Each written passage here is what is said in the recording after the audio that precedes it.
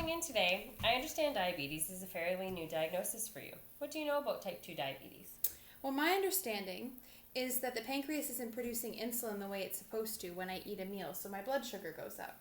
Great, that seems like a great understanding of diabetes. John, I want to give you the link to the World Health Organization quiz that just assesses and can further your learning about type 2 diabetes.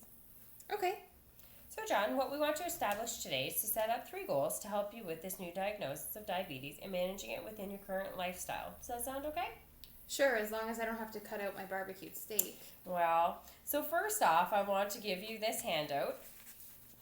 It's a 2-page guide about hyper and hypoglycemia. I just want to briefly highlight that hypoglycemia is when you test your sugar and it is low, which is less than 70 milligrams per deciliter. These are some of the symptoms you may experience right here. What you need to do when this happens is have a piece of candy or a glass of juice to help bring that sugar level up. I want to make sure that you check your blood sugar 15 minutes after drinking that juice, okay? Hyperglycemia is when your blood sugar is high or when your reading is greater than 130 milligrams per deciliter. If you get a high reading or any of these symptoms here, you need to contact your doctor right away. If you cannot contact your doctor, you need to head to the nearest emergency department because a blood sugar too high can be a health emergency. I can take these papers home with me, right? Yes, of course. I don't expect you to memorize it all from today's sessions, so I want to see you again in 2 weeks to follow up. But in the meantime, those are your resources to take home. The next goal, John, is with this new diagnosis, all of this information you might find yourself a little overwhelmed. I have given you the link to the World Health Organization website, and there's a testimonial on there from another individual and how they're coping with diabetes. You might find that helpful. I would also suggest daily journaling about your thoughts and feelings and what you find is going well for you and what struggles you're facing. You can choose to share this with me at our next meeting or with your partner if you wish.